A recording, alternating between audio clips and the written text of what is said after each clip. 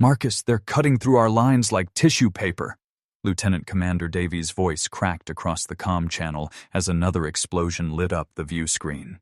The Corvani dreadnought Void Reaper carved through the Taurus 7 defense grid like a predator among sheep, its crimson energy blasts turning human ships into expanding clouds of debris and flame. Commander Marcus Thorne gripped his command chair as the bridge shuddered under enemy fire.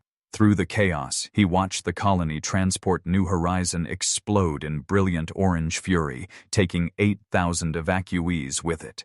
The taste of copper filled his mouth as he bit down hard, forcing himself to think beyond the carnage. His tactical display showed 17 ships reduced to 3 in under 20 minutes. The numbers didn't lie, but his heart refused to accept them. "All remaining units, execute emergency jump to rally point Echo 7, Thorne barked into his headset, his voice steady despite the trembling in his hands. "We're not dying here for nothing." The hyperspace tunnel swallowed his battered task force, but the screams of dying colonists echoed in his mind long after Taurus 7 disappeared behind them. 3 days later, Earth's orbital stations received the scattered remnants of humanity's outer defense line. Thorne stood in the sterile conference room of Luna Base, facing 5 colonial governors whose arguing voices bounced off titanium walls like bullets. 17 colonies in 18 months. Governor Harrison of Centauri Prime slammed his fist on the polished table. 17! And now you want us to authorize some ghost project from the archives? Governor Walsh from New Brisbane leaned forward, his weathered face creased with exhaustion. "My people are begging me to negotiate. They've seen the footage from Kepler Station, women and children lined up against airlocks." "Negotiation means surrender," Thorne interrupted, his jaw tight. The smell of recycled air and cleaning solvents couldn't mask the fear sweat permeating the room. "The Corvani don't take prisoners, they take examples." The holographic display flickered to life, showing grainy security footage from New Geneva's final hours. The room fell silent as Corvani soldiers methodically executed human civilians, their energy weapons leaving nothing but ash shadows on concrete walls. Governor Martinez covered his eyes, but the audio continued. Children crying for parents who would never answer. "Jesus Christ," Walsh whispered, his voice breaking. Thorne felt something cold settle in his chest as he watched grown men weep. This is what negotiation looks like to them. So I'm asking you again. Do I have authorization for Project Lazarus? 3 hours later, Thorne descended into the classified archives beneath Terra Command, his footsteps echoing in corridors that hadn't seen visitors in 15 years. The air tasted of dust and forgotten secrets. General Patricia Hayes, Director of Strategic Operations, walked beside him through security checkpoints that required DNA scans and retinal verification. "Your grandfather would have understood," Hayes said quietly as blast doors parted before them. General William Thorne pioneered most of these protocols during the Titan mining conflicts.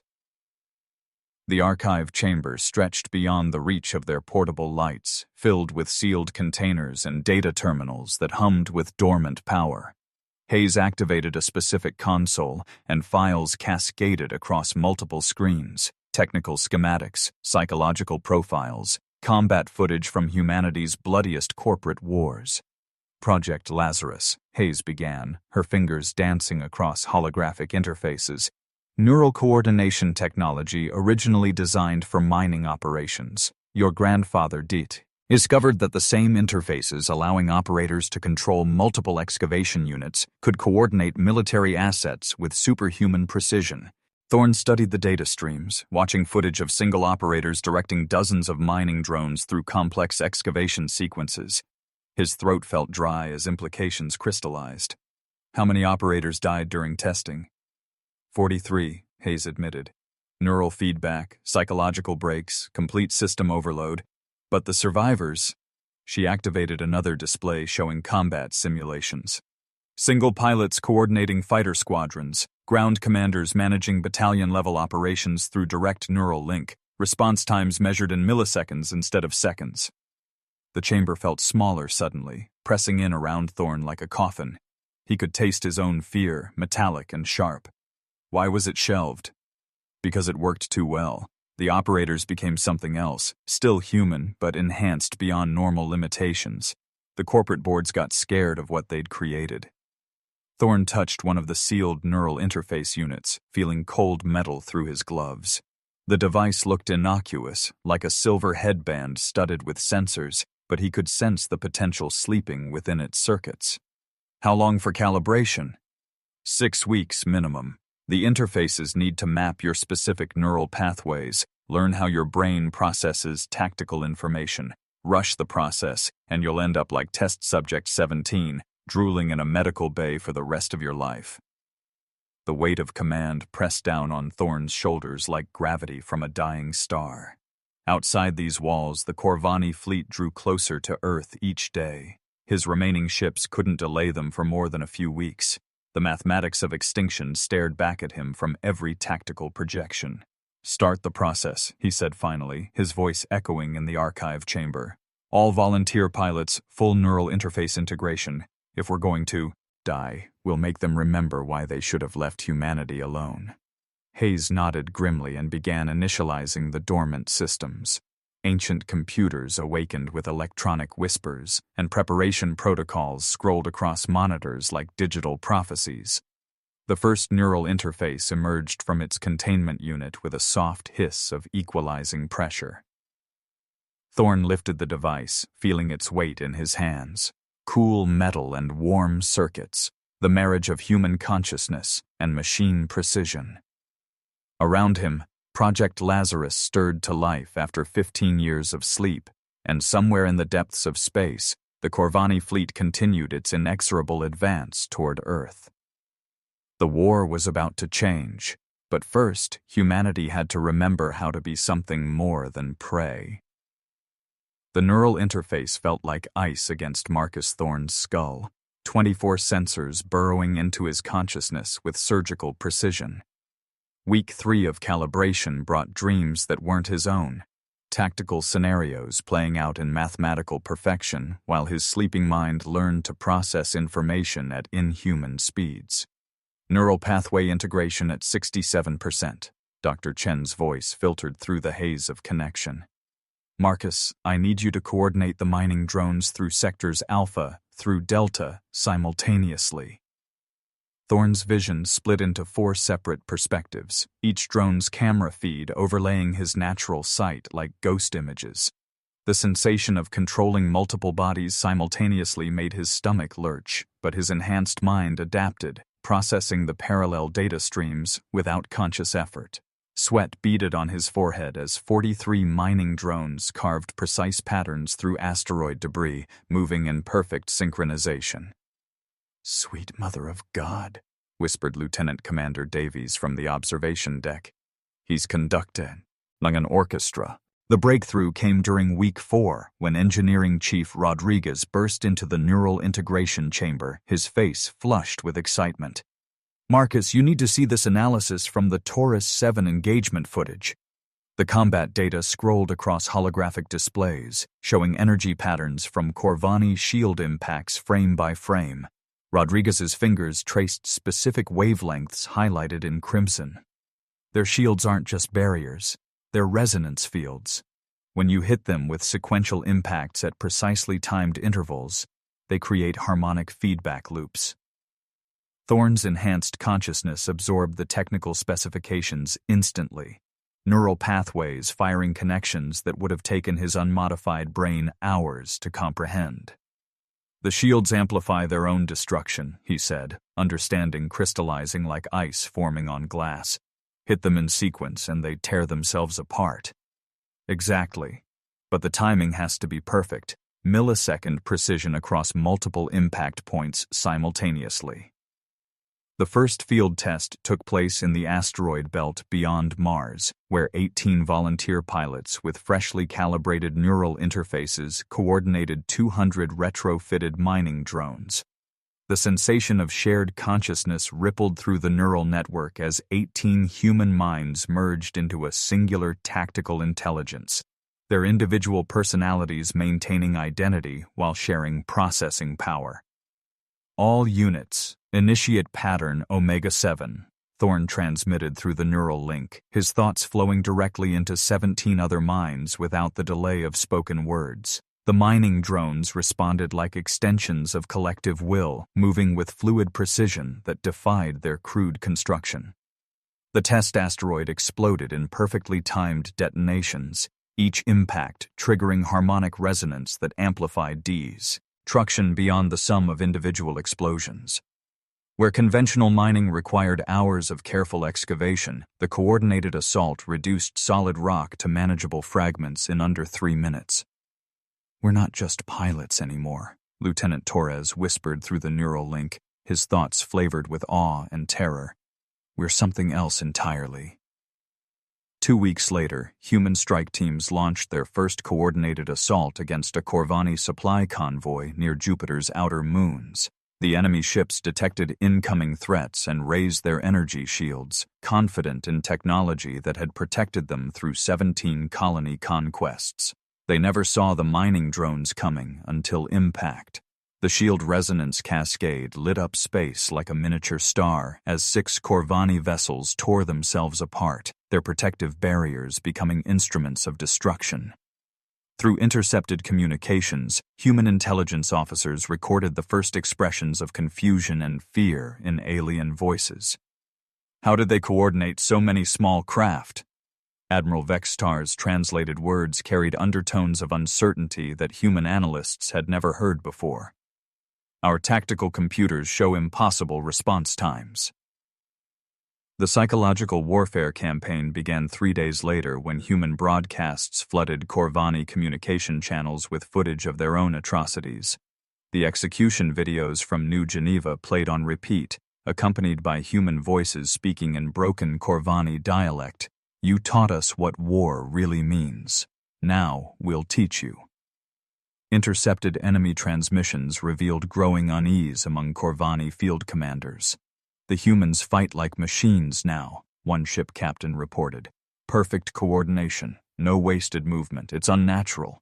Thorn monitored these communications from the Neural Integration Center, his enhanced consciousness processing multiple data streams while maintaining awareness of 17 linked pilots scattered across the solar system. The taste of victory felt different through the neural interface, sharper, more complex, like wine aged in alien atmospheres. "Admiral Vextar is receiving pressure from the High Command," Intelligence Officer Parker reported, his voice cutting through the electronic hum of monitoring equipment. "They're questioning his methods, demanding explanations for increased casualties." Through the neural link, Thorn felt the collective satisfaction of his pilots. Fear was shifting from human to alien channels, and the change intoxicated them with possibilities they'd never imagined. The mining drones that had once carved asteroids now carved holes in Corvani formations, and the psychological impact rippled through enemy ranks like shockwaves from stellar explosions. "Phase 2 begins tomorrow," Thorn announced to his neural-linked squadron. "We're going to show them what happens when prey evolves into predators." The Deep Space Monitoring Station on Titan's dark side had been silent for 18 months, its massive sensor arrays disguised as atmospheric research equipment. Chief Technician Williams activated dormant systems with trembling fingers, feeling the weight of deception settling around him like a burial shroud. "Signal generation at maximum output," Williams reported to Thorn through encrypted channels. "We're projecting fleet signatures consistent with 12 heavy cruiser formations approaching from the Kuiper Belt." 2,000 kilometers away, Corvani long-range sensors detected the phantom signals and transmitted urgent alerts to Admiral Vextar's flagship. The deception was perfect. Energy signatures, drive plasma emissions, even communication chatter between fictional human reinforcement fleets approaching through deep space. "Impossible!" Admiral Vextar's voice carried across intercepted channels, his alien syntax twisted with frustration. "Human industrial capacity cannot support fleet construction at this scale." Thorn smiled grimly from his neural interface chair. Consciousness expanded across 14 linked pilots coordinating 3,000 modified mining drones. The Phantom fleets existed only in carefully crafted sensor data, but Vextar couldn't risk ignoring potential reinforcements. The alien admiral faced an impossible choice: maintain concentrated assault formations or divide his forces to intercept the Ghost Armada. "He's taking the bait," Intelligence Officer Parker whispered, monitoring enemy fleet movements through real-time surveillance. "Vextar is splitting his primary battle groups, sending reconnaissance forces to investigate the false signatures." The neural link pulsed with shared anticipation as 18 human minds prepared for Operation Deadfall. Lieutenant Torres's consciousness brushed against thorns through the interface, thoughts flavored with predatory hunger. 3 weeks ago, we were running for our lives. Now we're hunting them. Operation Deadfall launched at 0347 hours Solar Standard Time, when Corvani forces had dispersed across 1 million cubic kilometers of space chasing Phantom enemies. 3,000 mining drones emerged from asteroid concealment, moving in coordinated waves that defied individual craft limitations. Each pilot's enhanced consciousness controlled multiple drone clusters while maintaining awareness of the broader tactical picture through the neural network. "First wave, initiate resonance pattern alpha," Thorne transmitted through the link, his thoughts flowing instantly into 17 other minds. The mining drones armed with chemical explosives struck Corvani shields in precisely timed sequences, each impact calculated to trigger harmonic feedback in the enemy's protective barriers. The first Corvani destroyer died in cascading shield failure, protective energy barriers collapsing inward and crushing the ship's hull like an invisible fist. The sight sent shockwaves through alien formations as supposedly primitive human mining equipment systematically destroyed advanced military vessels. "Second wave, pattern beta," Lieutenant Davies commanded through the neural interface, his consciousness directing 400 drones in a pincer movement that caught 2 Corvani frigates between converging explosions. The shield resonance effect spread through enemy formations like a plague, each successful impact teaching the human pilots more about alien defensive vulnerabilities. Through intercepted communications, the sound of alien fear crept into human consciousness. "They're everywhere!" screamed a Corvani ship captain as mining drones swarmed his vessel from impossible angles. "How can organic minds coordinate at this speed?" Admiral Vextar's voice cut through the chaos, but uncertainty had replaced his earlier confidence. "All units, reform defensive positions. We're dealing with enhanced coordination protocols beyond our tactical projections." The neural network pulsed with savage satisfaction as 18 human minds shared the taste of reversed fortunes. Where once they had fled in terror, now they hunted with mechanical precision that turned crude mining equipment into instruments of calculated destruction. "Third wave launching," Torres reported, his enhanced consciousness directing the final assault. 800 drones loaded with shaped charges targeted the resonance frequencies that Engineering Chief Rodriguez had identified weeks earlier. The timing required millisecond precision across multiple impact points, coordination impossible for unenhanced human reflexes. The Corvani battlecruiser Stellar Dominion exploded in a chain reaction of shot-iled failures, its death illuminating space with alien fire. Through the neural link, Thorne felt the collective hunger of his pilots as they witnessed their former predators dying in confusion and terror. "Enemy communications are fragmenting," Parker reported, his voice tight with amazement. "They're using words we've never encountered before, terms that might translate to unnatural coordination or machine-mind warfare." The intercepted alien voices carried undertones that human linguists had never heard. Fear mixing with incomprehension as Corvani commanders struggled to understand how mining drones could outmaneuver military craft designed for space combat. Their tactical computers couldn't process coordination patterns that required neural interface technology beyond alien comprehension. "Admiral Vextar is requesting reinforcements from the High Command," Intelligence Officer Martinez reported, monitoring long-range communications. "He's describing human tactics as chaos warfare and claiming our coordination exceeds computer-assisted limitations." Through the neural interface, Thorne felt the shift in galactic balance settling around them like gravity from a newborn star. The hunters had become the hunted, and somewhere in the depths of space, alien minds were learning to fear the species they had dismissed as primitive prey. Admiral Vextar's flagship Eternal Dominion hung in Earth's outer orbital zone like a metallic cancer, its hull scarred from weeks of impossible human tactics. Through the neural interface, Marcus Thorne felt the alien commander's desperation bleeding through intercepted communications, a predator backed into a corner, ready to destroy everything rather than face defeat. All Corvani battle groups are converging on Earth, Intelligence Officer Parker reported, his voice tight with fear. Vextar has abandoned the outer colonies and, Airly, he's staking everything on capturing our homeworld. Thorne's enhanced consciousness processed tactical data through the neural network, sharing information instantly with 23 linked pilots scattered across the solar system. The taste of recycled air in the command bunker mixed with metallic fear as Earth's final defenders prepared for annihilation or victory. He knows his own high command will execute him if he returns empty-handed, Thorne said, watching enemy formations tighten around Earth like a noose. Desperate commanders make fatal mistakes.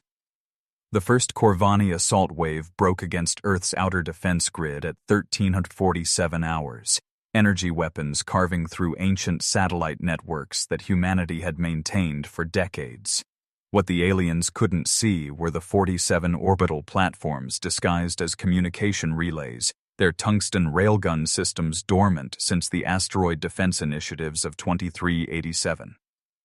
Activation sequence initiated, General Hayes announced from the Planetary Defense Center.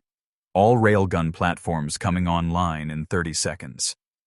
The hidden weapons awakened with electronic whispers that Thorne felt through the neural interface. Each platform contained enough tungsten projectiles to level a city, accelerated to 30% of light speed through magnetic coils that had been disguised as atmospheric monitoring equipment for 20 years. Fire! Thorne commanded, his voice carrying across the neural network to every linked pilot. Earth's hidden defenses erupted in silent fury, tungsten projectiles streaking through space like invisible death. The first Corvani destroyer simply ceased to exist, vaporized by relativistic impacts that released energy equivalent to nuclear detonations. The second wave of projectiles caught 3 enemy cruisers in formation, their hulls cracking like eggs under unimaginable kinetic force. Impossible. Admiral Vextar's voice cracked across into intercepted channels. Humans don't possess relativistic weapons technology.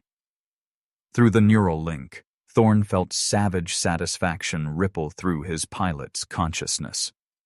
23 enhanced minds coordinated mining drones, defense platforms, and fighter squadrons with precision that defied alien comprehension.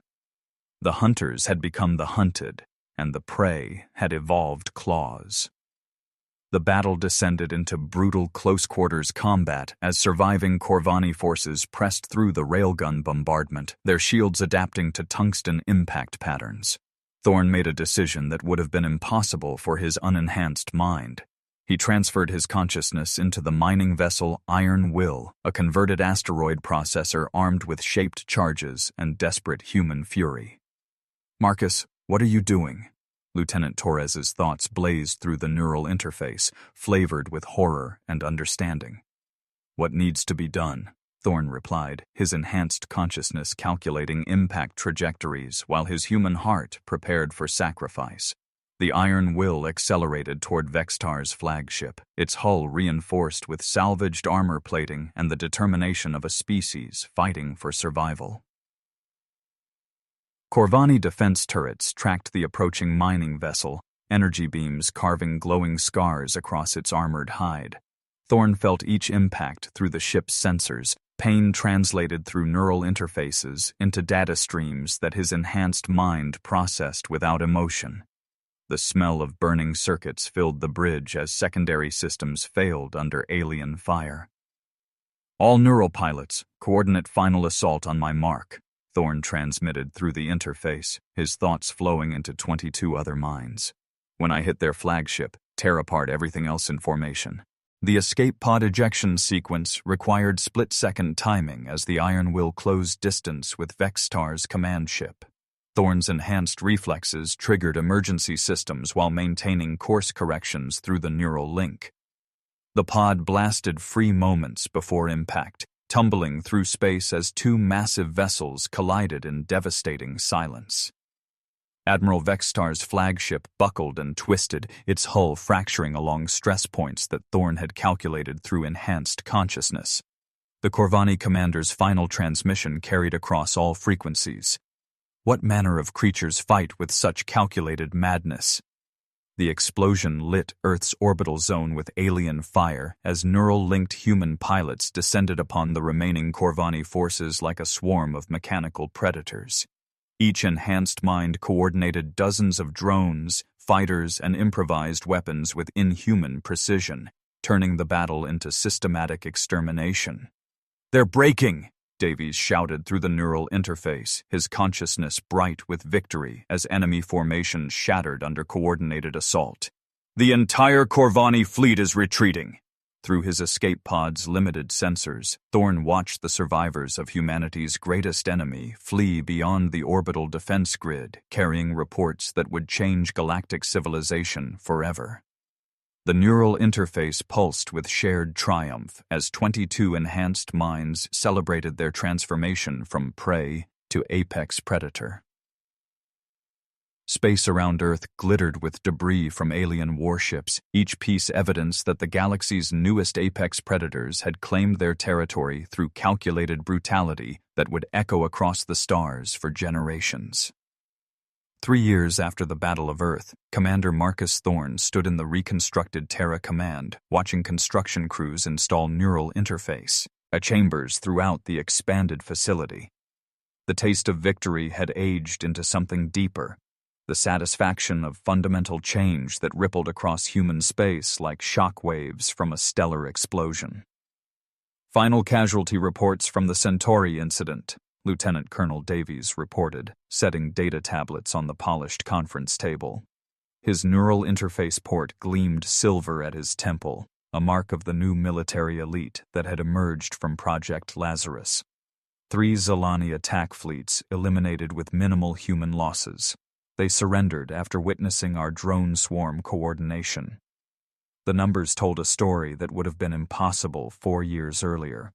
Human forces now possess tactical advantages that alien militaries couldn't comprehend, let alone counter. Neural-linked pilots coordinated thousands of automated units with precision that transformed crude mining equipment into instruments of calculated destruction. The psychological impact reports are even more interesting, Intelligence Director Parker added, his weathered face creased with grim satisfaction. Intercepted communications from 14 different species reference human tactics as chaos doctrine or machine-mind warfare. 3 major powers have begun developing their own neural coordination programs.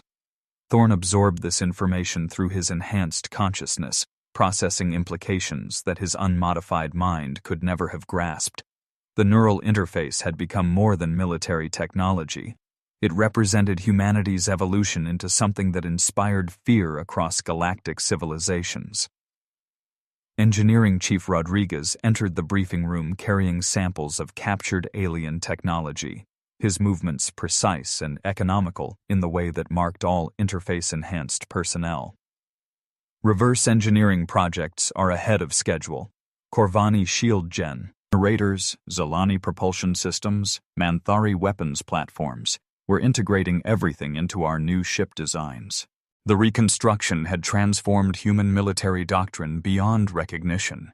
Where once Earth's forces relied on individual heroics and numerical superiority, they now employed coordinated swarm tactics that turned quantity into qualitative advantage. Mining drones evolved into specialized military units, their crude construction disguising sophisticated coordination protocols that alien computers couldn't predict or counter. The diplomatic corps reports are fascinating, Davies continued, accessing data through his neural interface with inhuman speed. Ambassador Chen's negotiations with the Hegemony Council resulted in complete territorial concessions. They've officially classified human space as a restricted intervention zone. Through the neural network that connected every enhanced human, Thorne felt the collective satisfaction of his species' transformation. Fear had shifted from human to alien channels, carried by survivors who spread accounts of impossible coordination and calculated brutality across trade routes and military intelligence networks. "Show me the long-range surveillance data," Thorne commanded, his enhanced consciousness interfacing directly with the command center's computers. Holographic displays materialized, showing human expansion beyond Earth's original colonial boundaries, new settlements established in systems that aliens had abandoned rather than risk confrontation with humanity's evolved military capabilities. The data streams painted a picture of fundamental galactic restructuring. Species that had dominated their regions for millennia now avoided human territory, their military doctrines inadequate against neural-coordinated swarm tactics. Trade routes shifted around human space, creating economic effects that rippled through civilizations hundreds of light-years away. Personal message from Admiral Harrison on Kepler Station C. Communications Officer Williams reported, his neural interface translating encrypted data instantly. "The memorial for New Geneva victims has been completed. He's requesting your presence for the dedication ceremony next month." Thorne nodded, remembering the footage of children dying in alien execution chambers that had authorized Project Lazarus. Those deaths had purchased humanity's transformation from prey to predator, their sacrifice measured not just in blood, but in the galactic paradigm shift that followed. The neural interface pulsed with incoming data from deep space monitoring stations. Human expansion continued beyond the original colonial boundaries, supported by military technology that made resistance futile for conventional alien forces. Each new settlement represented territory claimed through demonstrated superiority rather than diplomatic negotiation. "Status report on the neural interface program expansion," Thorne requested, his enhanced consciousness accessing multiple data streams simultaneously. "Currently operating 43 training facilities across human space," Rodriguez reported with pride evident in his voice. 8,000 active neural-linked personnel, with recruitment increasing monthly. "We're not just rebuilding our military, we're creating a new form of human consciousness." The transformation was complete. Humanity had evolved beyond its original limitations, enhanced by technology that turned individual minds into components of a greater tactical intelligence. The species that had once fled in terror from alien predators now inspired fear across galactic civilizations through coordinated brutality that defied conventional understanding. Through the neural network, Thorne felt the collective satisfaction of 20,000 enhanced humans scattered across dozens of worlds. They had not merely survived extinction, they had transformed into something that made extinction impossible. The galaxy's newest apex predators had claimed their territory through demonstrated superiority that would echo across the stars for centuries. Space around Earth glittered with new orbital installations, their construction coordinated by neural-linked engineers working with inhuman precision. Each platform represented humanity's commitment to never again face extinction, armed with weapons and coordination protocols that guaranteed galactic respect through fear rather than diplomacy. The war had ended, but humanity's evolution had only begun. If this story gave you chills, hit that subscribe button for more mind-bending HFY stories. Now we want to hear from you. If you could neural link with any piece of human technology to fight an alien invasion, what would you choose and why? Drop your answer in the comments. Wabwos. I read every single one, and your ideas might inspire our next story. Thanks for joining Stellar HFY. See you in the next epic tale of human superiority.